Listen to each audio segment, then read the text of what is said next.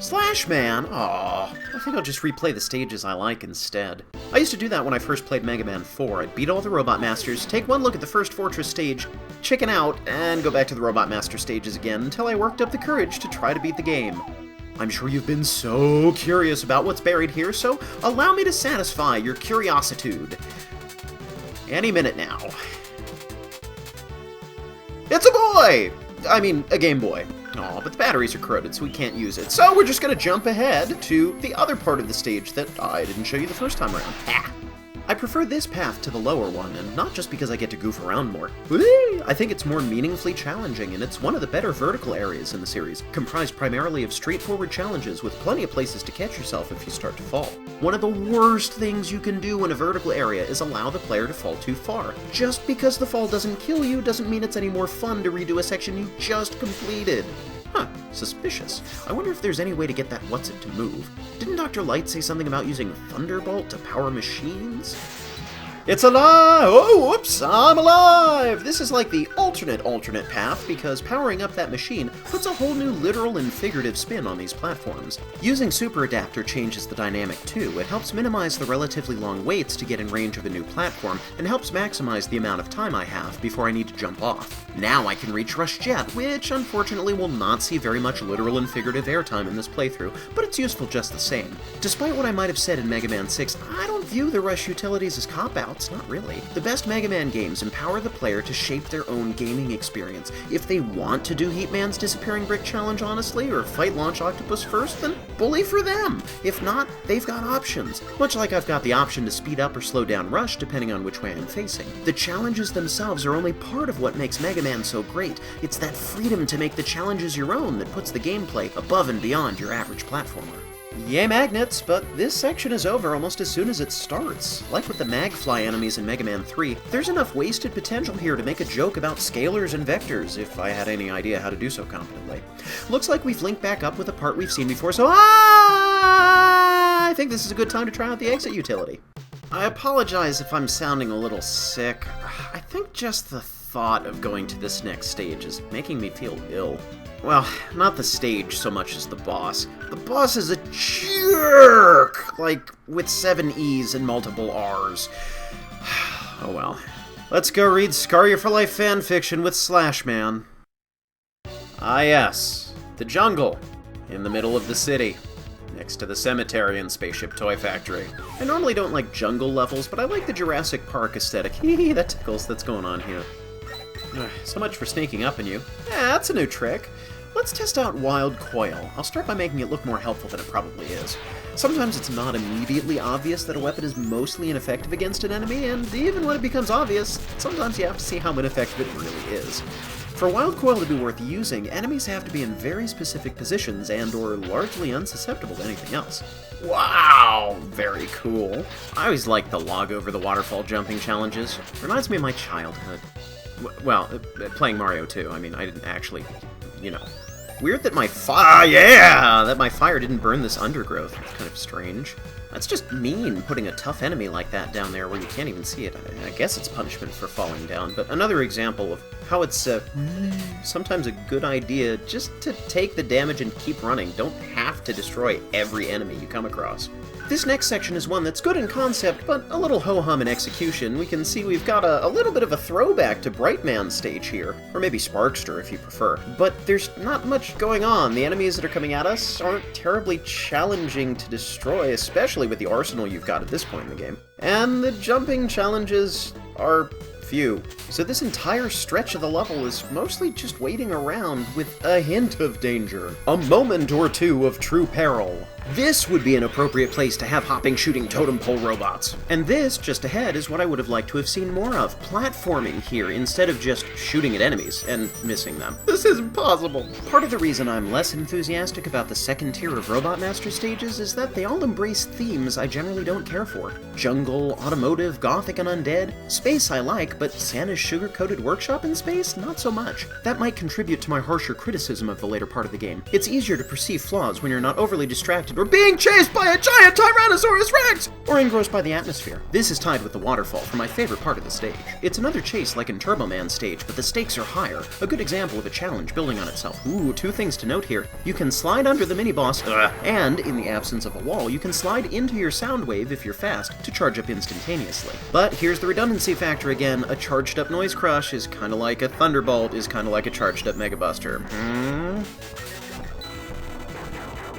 No complaints about Proto Shield, though. Why can't I be made out of that same material? Mega Man, constructed of the only material in the universe that's perforable by bubbles and tree leaves. I take that back. I do have one complaint about Proto Shield. If you're running and then start shooting, you're fine, but your jumping and movement controls lock up as you fire while standing still. This might seem trivial, but the extra split second it takes to consciously stop shooting before you move is sometimes all it takes to fail a reflex save. This whole stage is a fabulous place for Junk Shield, but fabulous place for Junk Shield, but using the flame weapon in the woods seems like a good idea now. We definitely started the fire. Now, you can't see it from where you're looking, but Mega Man can see straight up, and there's a ladder hidden behind the tree, so let's try and get up there, and, well, that's weird. We can't really climb up and just fell down and back up and can't really get up the ladder. Ah, that's better. Beat! What a bizarre twist. Destroy the rainforest to save the animals. Let's see. Okay, please, don't get nauseous. Oh, that would be bad. What breaks things out of cages? There is no guard I can incapacitate with a spore and then steal his key. I don't have a mug of grog. That'll work. So, now what? Beat, aren't you coming with me? And Beat was promptly captured and re-imprisoned. That snake. I like that.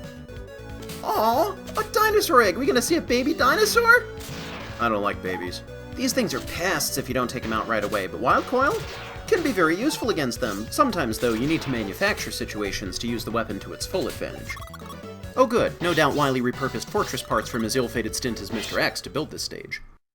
Whoa hey, coming in a little low there, Slashman. Creative entrance, but ugh. Slashman is so far down on the list of Mega Man bosses I like, he needs to look up to see the bottom 5. He's my 3rd or 4th most disdained robot master. Bleh! Clown Man is first, and practically everybody from Mega Man 10 is second.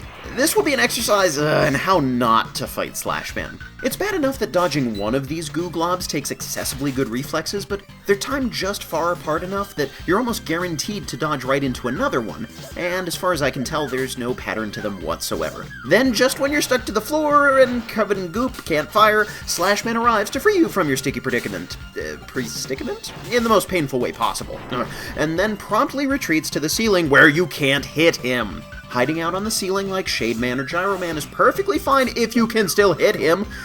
Well, that worked better in my head. But being out of sight and glowing with rage between those two, Slashman spends at least half the battle completely invulnerable. So during the fleeting moment you have to land 1, maybe 2 hits before he disappears again, you're partially or completely incapacitated. That's not challenging, that's mean. Ah! Fortunately, you can break free of the slime if you mash buttons and flail around on the control pad enough, but it's not obvious. There's no audio or visual clue to suggest your flailing is working. Even special weapons are a liability. Oh, that's a little better, as we've seen. Scorch Wheel is effective, but leaves you extremely vulnerable, and Freeze Cracker turns him into a block of ice that can still slide around and hit you. No part of this battle is fair! I'll gladly deal with demanding, punishing, insane, impossible, but unfair is uncool! Take that! Ah!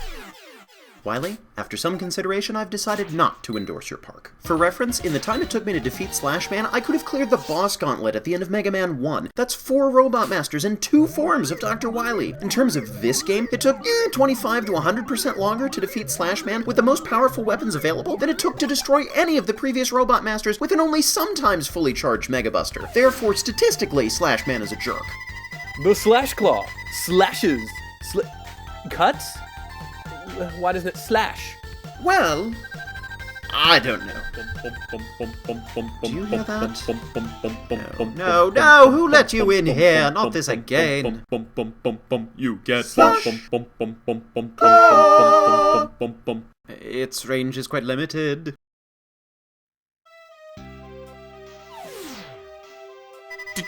Dr. Light? What happened?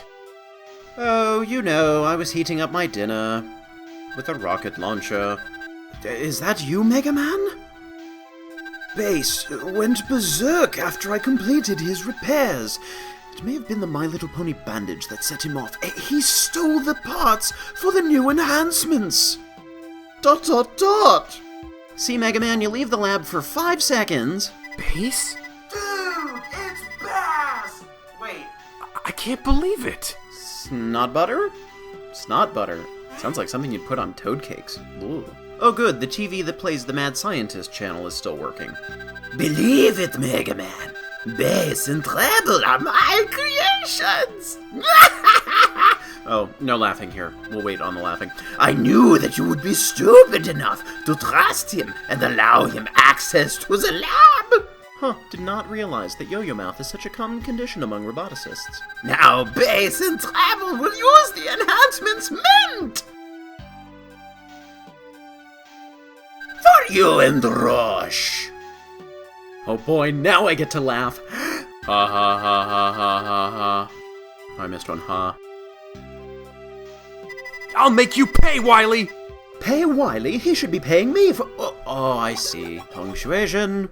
Plot twist. Character development? I like it! Now we make the final assault. No Doc robots or fake-out villains in our way this time. Great picture of Dr. Wily. A reminder that you're not just going to his stage, you're going to him. This thing got personal. Base upheld the bait-and-switch trend we've grown to expect, but we're headed straight to the lair of the villain we've known was a villain all along, just like old times. Once again, Mega Man 7 bringing together elements from all the NES games, except showing a castle map that's as accurate as a person swinging at a piñata blindfolded riding an angry yak. This map's okay.